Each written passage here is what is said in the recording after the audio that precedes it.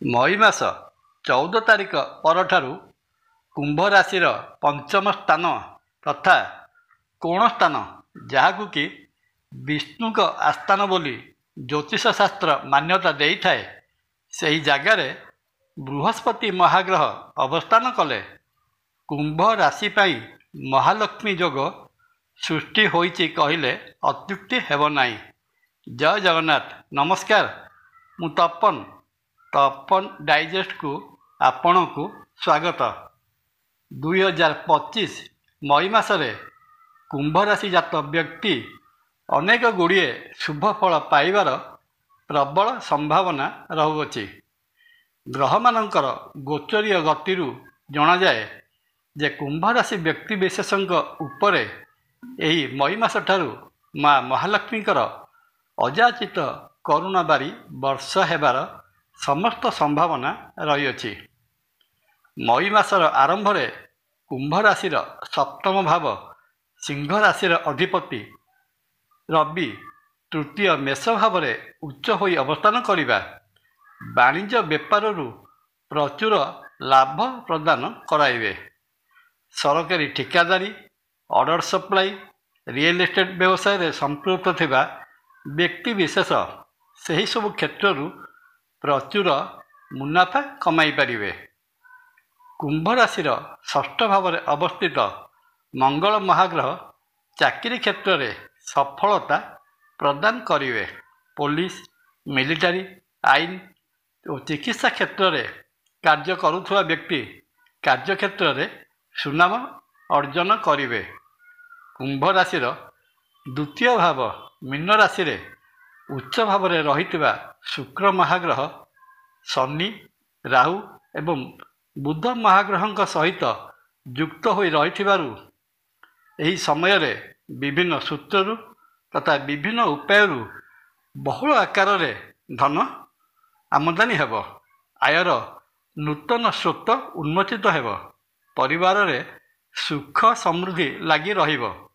ଗୃହରେ ମାଙ୍ଗଳିକ କାର୍ଯ୍ୟ କରିବା ପାଇଁ ପରିବାର ମଧ୍ୟରେ ବିଚାର ବିମର୍ଶ ହୋଇପାରେ।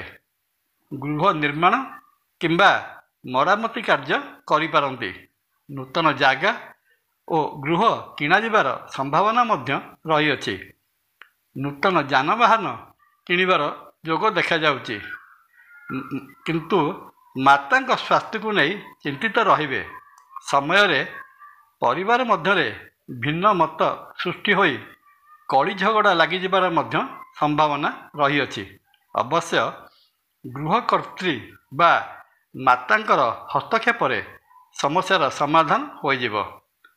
ମଇ ମାସର ପ୍ରଥମ ସପ୍ତାହରେ ବୁଧ ମହାଗ୍ରହ ମେଷ ରାଶିରେ ପ୍ରବେଶ କଲେ ଜାତକ ଚର୍ମରୋଗ ବା ସ୍ନାୟୁବିକ ସମସ୍ୟା ଭୋଗ କରିପାରନ୍ତି। ସେଥିପାଇଁ ସତର୍କତା ଅବଲମ୍ବନ କରିବେ।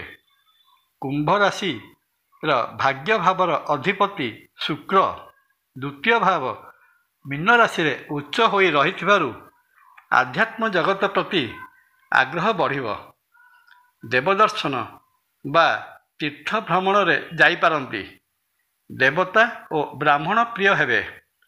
ଲଭ୍ ଲାଇଫ୍ ବା ପ୍ରେମ ସମ୍ପର୍କରେ ଥିଲେ ମଇ ମାସଟି କୁମ୍ଭ ରାଶି ଜାତକଙ୍କ ପାଇଁ ସକାରାତ୍ମକ ପରିଣାମ ଆଣିଦେବ।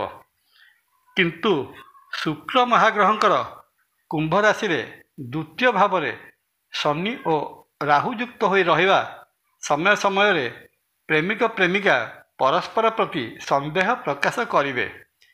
ଶିରନାସ୍ତି ଶିରପୀଡ଼ା ଭଳି କଥାରେ ମାତି ଯାଇ ପରସ୍ପର ପ୍ରତି ଆକ୍ଷେପମୂଳକ କଥା ପ୍ରୟୋଗ କରିବେ, ଯଦ୍ୱାରା ଭିନ୍ନ ଏକ ପରିସ୍ଥିତି ସୃଷ୍ଟି ହୋଇ ମନାନ୍ତରରେ ପରିଣତ ହେବାର ଅବସ୍ଥା ଉପୁଜିପାରେ। ତେଣୁ ଏହି ସମୟରେ ଉଭୟ ପ୍ରେମୀ ଯୁଗଳ କଥା କହିବାରେ ସଂଯମତା ରଖିବା ଉଚିତ ହେବ। ବର୍ତ୍ତମାନ କୁମ୍ଭ ରାଶିର ଚତୁର୍ଥ ଭାବ ବୃଷ ରାଶିରେ ଅବସ୍ଥାନ କରିଥିବା ଦେବଗୁରୁ ବୃହସ୍ପତି ମହାଗ୍ରହ ମଇ ମାସ 14 ତାରିଖ ପରଠାରୁ ଗୋଚରରେ କୁମ୍ଭ ରାଶିର ପଞ୍ଚମ ଭାବ ମିଥୁନ ରାଶିରେ ପ୍ରବେଶ କରିବେ।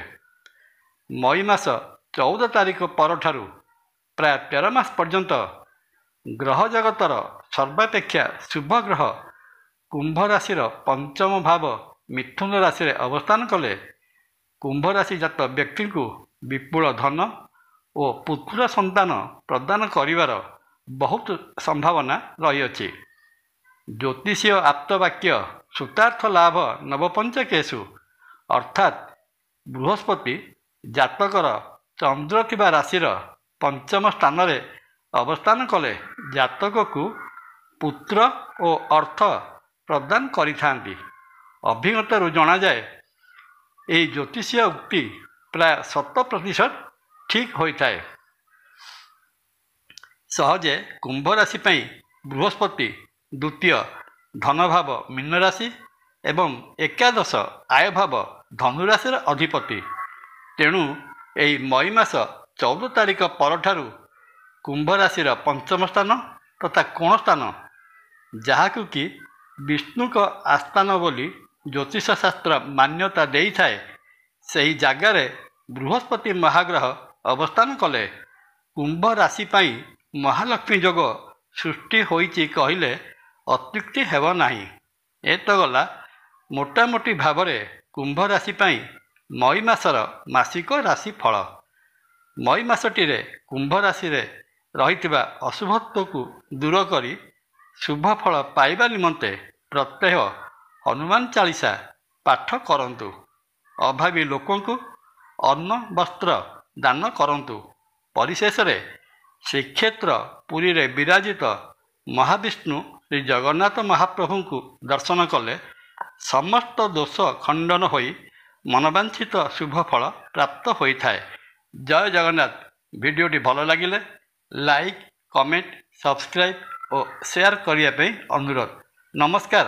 ତପନ।